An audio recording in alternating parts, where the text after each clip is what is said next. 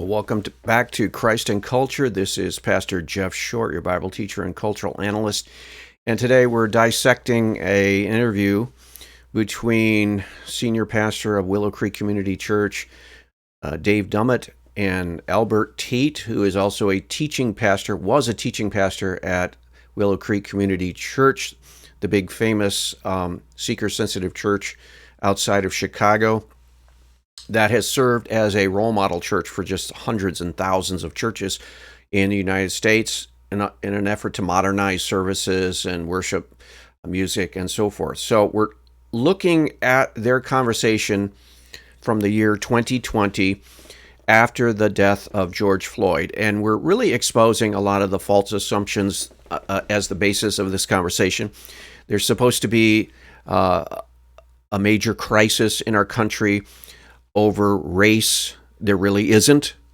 There's supposed to be a major crisis about racist policemen, and police forces are racist and killing black men, picking on black men. That's a false narrative also. Now, if you look at the statistics and you start looking at the facts and figures, the actual concrete data, you'll find that a lot of these narratives that are being spun by the mainstream media and the activist groups are totally false. It is not the case that black men are picked on any more than any other race. It is the case that, per capita, there are more black criminals arrested than other races, and we can talk about why that is so, but it's a reality. There are greater number of black men incarcerated in our prison systems, and that's not due to racism. It's due to there are more incidents of crime in the black community committed by blacks, and so on and so forth. Again, you can talk about the causes, the root causes of all that, but just because police arrest more black men per capita than other races doesn't mean there's racism in the police department. It means that there are more crimes being committed by black men in proportion to other races. So you have all these assumptions about racism, and one of the big assumptions in 2020 was that George Floyd died due to a racist cop killing him. That is a false narrative. There is nothing in the court trial that followed that showed that Derek Chauvin, the policeman who restrained George Floyd on the ground, there's nothing in the evidence that showed that he was a racist. There's nothing in the evidence that showed he did anything racist. And at the time, looking at the video and looking at all of that, it seemed that from my perspective and a lot of people's perspective, it was a case of excessive force or police brutality or just a policeman being too rough with a person he's arresting. But now, 5 years later, even that explanation doesn't fit the facts. Because Derek Chauvin, the policeman with the knee on the so-called neck, but actually in that area, he's actually following the guidelines for restraint put out by his own police department. So he's going by the book. And now he's labeled a racist and a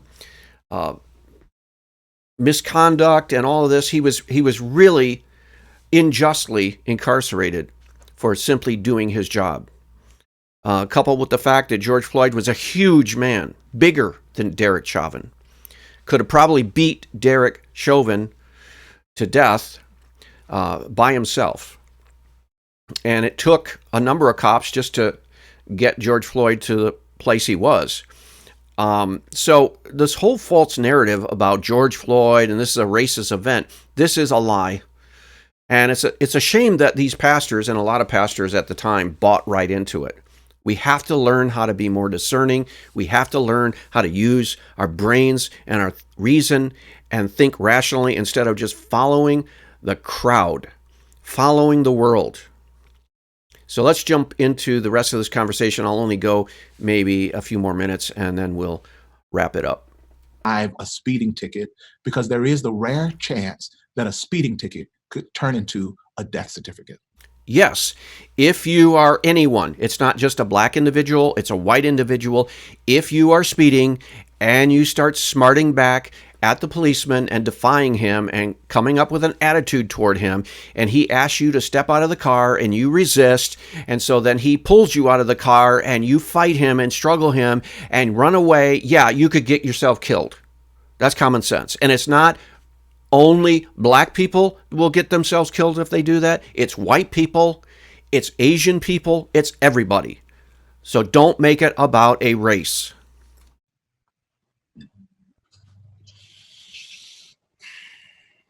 So I guess Pastor Dave Dummett, that's a lot of profound talk that he just heard from Albert Tate. So he has to reflect on that. Oh yeah, that's right. You had to tell your son to not do all those things because you might get shot. This is crazy. This is just performative theater.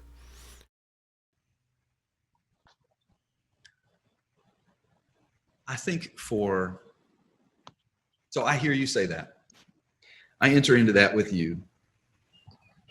And I'm going to tell you the verse that came to my mind earlier this week, because I guess it was last week, because we had some folks on our staff, on our team, who we were having conversation, and a similar pain and hurt was coming up. And pain and hurt, these are big words when you're trying to craft a false narrative that doesn't comport with the truth, and yet you want to persuade other people. So you use emotional language and you get emotional and you put away the facts and the data and the information and all the objective reasoning, and you go on your emotions, and you talk about your hurt, you talk about your pain, you talk about how George Floyd's death just hurt the black community and how much pain there is in all of this, when in fact you should be talking about all the hurt and pain that is caused by the black community and in the black community, about the deaths every day of young black men killed by gang members in Chicago, in Los Angeles, in New York, all these deaths. I guess those don't matter. Those are not mourned. There's not pain in the community over those. No, it's a selective pain based on what the narrative calls. And this is why we have to be weary of these race hustlers who come on TV and fan the flames of racial tension and make this thing about George Floyd into a whole statement. They did the whole thing with OJ trial. Okay, OJ brutally murdered 2 people in cold blood. Okay, those are the cold, hard facts. But then the OJ trial all of a sudden became an issue of racism in the police department. And this Mark Fuhrman, he was the real criminal. He was the real bad guy. Mark Fuhrman, bad. And he was now, the whole trial shifted from, did OJ do this criminal murder, to, is the police department racist? See how it's changed because of the narrative shift. And the same thing with George Floyd. George Floyd died, unfortunately, through a number of different circumstances, none related to race. And yet now George Floyd is a poster boy of a victim of racism. This is a lie. It's a deception, and it's a false narrative. And shame on these pastors for pumping that poison into the church and bringing that false narrative into Christianity. If your only experience of what's happening is just watching the news, if you don't enter into that pain, if you don't, well, let me share this verse with you, and then I'll tell you what it meant to me in that moment. This is 1 Peter 3:8. It said, "Finally, all of you be like-minded." And I just stopped right there. Oh, they got the verse. Awesome. Right there, it says, "Be like-minded." And I thought, that's where most of us are, Albert. Most of us would say, I'm not racist. most of us would say, I would never treat somebody poorly because of the color of their skin. And I think it's a bad thing if someone else does that. But there's not a lot of effort, I think, on my part and on the part of people like me to enter into the story. You brought us into that story. You're a gifted storyteller, and it's a personal thing, and we feel it with you. But when we don't feel it, then we can just engage this on an academic level. We can engage this on a debate level and we can jump there so fast without. You mean a factual level? You mean what actually really took place? So you mean that we need to move beyond the actual facts of the George Floyd incident and not consider them, but really consider above the factual level, how do people feel when they think that George Floyd died of a racist cop? That makes you feel really bad. Yeah, it does, but unfortunately it's not true. So this idea of jumping to the feeling level and the reactionary level, that's just childish. That's the way a child reacts. A child goes on the basis of their emotions and feelings, not on the basis of reason and logic. And if George Floyd did not die at the hands of a racist cop, then we don't mourn his death as a victim of racism. And it may feel good to call it a racist criminal act in the death of George Floyd, but it's not. If it's not true, we shouldn't let our emotions go there because it's false.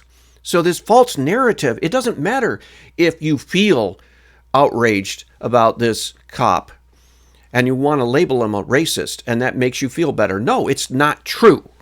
So this prioritizing of feelings and reaction against reason and logic and the facts, that's false. That's wrong. Don't teach people to do that. It's just not the way that God wants us to live. Ever pausing to enter into the pain. And I read the rest of this verse. Finally, all of you be like-minded. Okay, great, like-minded. But also be sympathetic. Love one another. Be sympathetic, yes. When someone is genuinely a victim of racism, they should definitely have the book thrown at them. And we should mourn the death of anyone at the hands of racism. But if it's not at the hands of racism, then we don't react in the same way. But a lot of times these activist groups like Black Lives Matter and it looks like these pastors, it really doesn't matter what the facts are. It doesn't matter what the circumstances were of George Floyd's death.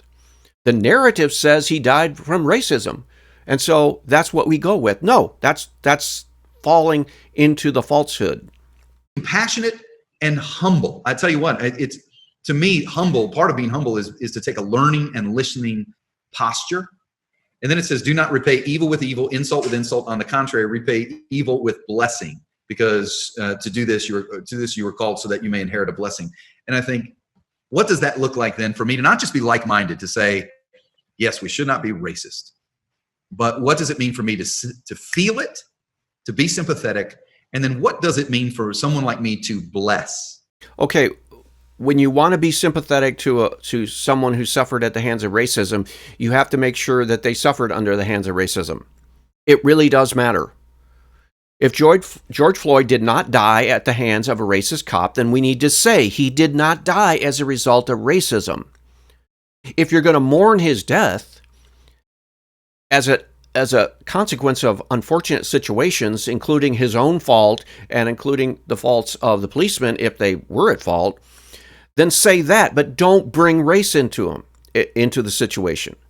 And don't have a whole community mourn over racism in this instance when it's not an incidence of racism. So you got to get your facts right first. I'm sorry. You say, well, that may take more time. That may take more effort.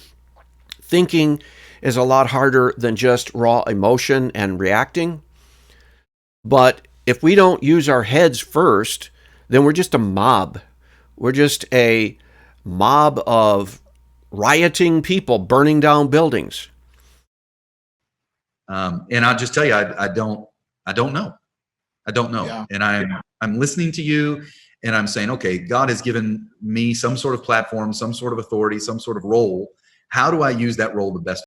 So he's repeating the Ibram X. Kendi, how to be an anti-racist talking point. He's saying white people need to shut up and just listen to black people talk. And they need to let the black person tell them the reality of a situation and not impose facts and evidences on that situation. They need to just shut up and listen. And that's what Dave Dummett is trying to implement right here. He's trying to say, I want to listen to you, and you tell me what's really happening with the George Floyd incident, because I can't trust my own heart and eyes because I'm a racist and I've grown up with white privilege and all, the whole talking points. And so that's what he's doing with Albert Tate. Like, you tell me what's the real story here, because I'm incapable of knowing. And so, but that's the problem here in this conversation, because Albert Tate doesn't know one bit more about the George Floyd incident than anybody else. He is not in any greater privileged position of knowing reality about George Floyd and about what caused his death than anybody else. And so we shouldn't just believe a Black Lives Matter narrative. Shouldn't just believe someone, activist, spokesman, who says this is a case of racism. We shouldn't just believe it. We should look into the incident and each individually and not just buy into the whole false narrative that the media is spinning. Way possible. And I don't know yet. And I'm still thinking through that. Well, But Dave, I appreciate that passage. Family, I'm gonna say something that's very honest, and that's very hard. But is it truthful? Let's find out. It's very honest, but it's very hard. I've been working in multi-ethnic spaces, working in white evangelical churches for many years now. And Dave, that verse is so powerful, man. It's so powerful. And I'm just gonna be honest, y'all. I'm just gonna share my heart with you because I love you and I want us to grow in our ability to have this conversation well. And we really can't grow if we don't stand in fullness of truth. In fullness and truth. Yeah, fullness of truth means you look at the incident objectively and look at the facts and look at the truths and then form your reaction based on the truth, not forming your reaction based on emotions and narratives that have been crafted by groups like Black Lives Matter and activists who have a dog in this fight. They want to stoke racial tension. They want to have marches and burn down buildings. They want to have a movement affect political and ideological change. They're not reading the George Floyd actual incident objectively. They are reading into it racism. And so you want to have an honest conversation, you have to look at the facts first and not just look at reactions of people. One of the greatest sources of disappointment and what appears to be anger, but anger we know is a second emotion. It's always covering up something that's deeper, in that sadness. One of the greatest sources of sadness is the lack of sympathy and compassion from my white siblings in seasons of pain in the face of injustice. And one of the problems is that when people look at instances of so-called racism, like the George Floyd incident, we don't see racism, and you don't see racism, but you feel racism. That's the problem. You feel racism. And when you point to George Floyd and you say, this has to stop, what has to stop? See, you're operating on an emotional level. You're operating on a reactionary level. But you have to question your emotional and reactionary response and say, is it grounded in reality or is it grounded in what my community thinks about something generally speaking. So, same way with the OJ trial. The question was shifted from did OJ kill these people to are the Los Angeles Police Department racist? So OJ is acquitted in that big showcase trial not because he was innocent, was because the whole focus was shifted. And so this whole idea of reacting on emotion has to be put secondary to the actual facts of the case. So Martin Luther King says a quote, and I think it's so appropriate. When he was going through the heat of the civil rights movement, he said the biggest threat isn't the loud, angry racist. The biggest threat to reconciliation, that's it. But the biggest threat, he says, is the silence of the moderate whites who are just indifferent. And I think, I mean, don't accuse white people of being indifferent to racism because they don't see it in the George Floyd case. Give me a case of racism and I will be on your side and I will fight against it. But don't point to a case that isn't racist and say, you have to sympathize with me and feel my pain about the racism of this event when there isn't any. That's the thing. You want us to deny reality to fit a narrative to push a political agenda. What's been so, at times, discouraging is for our community and as a Black person to experience and see injustice and to be in painful tears. And the posture of my white siblings is, you got to justify those tears because I just don't believe them because you have them. I just don't believe them because they're coming down your face. So we don't believe what you're saying just because you're crying. We don't believe necessarily that there's racism here just because you're upset about racism. We don't believe what you're telling us based on your emotions. We believe in something based on what is real. And if George Floyd did not die due to racism in any way, then I refuse to continue to mourn George Floyd's death as a racist act. And I'm sorry if that offends you because you want me to grieve with you over racism that didn't exist in that case. If you want us to join in with you and agree with you, then bring us a case where there's actually racism occurring. Arbery, a lot of people saw that video, and a lot of my white Christian siblings have shown up and expressed. But to be honest, there's a little frustration because it says it took a perfect video for you to believe my tears, for you to believe my experience of a lack of justice. And I want to unpack what could potentially be a trigger word, and I want to unpack it because I want us to lovingly see this as a family. As a family, I want us to see this. So when we have these Black bodies that are being killed unarmed, and we love police. If you look at the amount of minorities, again, that's a narrative that's been crafted that is not true. Police killing unarmed Black men. Constantly in the news. Oh, they killed another unarmed Black man. This is a false narrative. Do mistakes happen in the police force? Yes.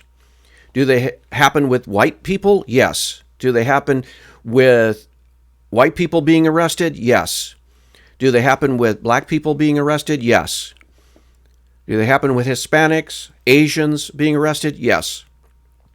Yeah, there are police mistakes. There are police problems. But it's not like what you're saying. It's not like what the Black community is saying. It's not like what LeBron James is saying, that police are going out hunting Black men down to shoot them. That's a lie. That's a lie. But yet those statements in the Black community spread, and that feeling, and that's why his son is afraid of the police, because of that false, fake narrative, that propaganda that's being pushed in our culture.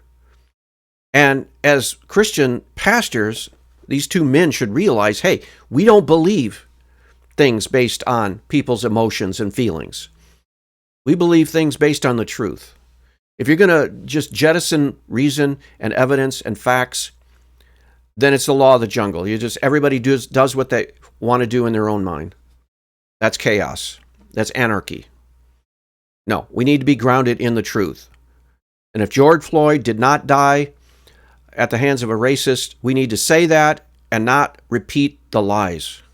That are in police force and military. I got uncles, cousins that are police officers. There's no doubt that we support unapologetically police officers in the sacrificial work that they do. However, with any... Well, what about defund the police? That's a big hue and cry in the black community, right? That's what the activists say. We need to defund the police. They're killing black people. What do you have to say about that? Organization, just like good police officers, we should all want bad policing to stop, especially when it's systemically perpetuated, and we can all agree that we don't want to see that happen. So when we come up and when we say, and here's a trigger word, Black Lives Matter, that phrase was not an organization or a set of theological beliefs. It was a declaration and a plea to be seen, to be heard, and to be respected. When we say that, and then to hear a resounding all lives matter creates this conundrum, right? And we've almost kind of divided over the phrases. We've kind of divided. That just goes to show how hard it is. We don't do that with anything else. We don't do that with anything else. If anybody else has a crisis, we say, Boston, we all with you. If Jewish community, we all with you. That is terrible. Anybody has a crisis. So he's calling racism in the United States a crisis. Really? There's that. In the black community, we just say we want to matter, and we say, nah, we all matter. Here's what this is like. I'll give you two examples, and then I'll stop monologuing, because I know this is supposed to be me and you going back and forth, but one of us speaks longer than the other. That's okay. They want to hear you. They want to hear you. It's kind of like my son getting into a fight at school. And in order to find confidence in himself, he comes in the house and he says, I don't care what that bully says, I matter. And I go to him and I say, no, son, Isaac, all of my children matter. Dad, but I don't care what I matter. It's like, yeah, son, I have 4 children. It is not okay for me to just sit here and look at you. I know you got beat up today. And I know you had the worst day of your life. And I know you're looking to be seen and appreciated and respected. But all my children matter. Yeah. See, that's problematic. If here's a popular one that most people have probably heard before, but if a house is on fire in a neighborhood and the fire truck and everybody's running to that house and pouring fire, and my neighbor comes out furious, he says, hey, why y'all putting all this into that house? My house matters too. And then I'll go to my neighbor and say, yeah, bro, I know your house matters, but mine is on fire right now. But the problem is that this country is not on fire, and the black community is not on fire, other than the way it is, for example, in Chicago, where blacks are killing blacks, and broken homes, and children are being raised without fathers. That's the fire. Racism is not the fire. The black community is not on fire because of racism from white people in this country. That's reality. So, excuse me for not sympathizing and marching against racism because it's a false narrative. I'm sorry to say that. It is. I mean, I'm happy to say that. It is a false narrative. So we need to pray about things that are important, but not be led astray by these false narratives. No, the house is not on fire. You are over-exaggerating. We need to love all people and follow the words of Jesus and do unto others as we would have them do unto you. Hope that's been helpful. We'll see you back next week. God bless.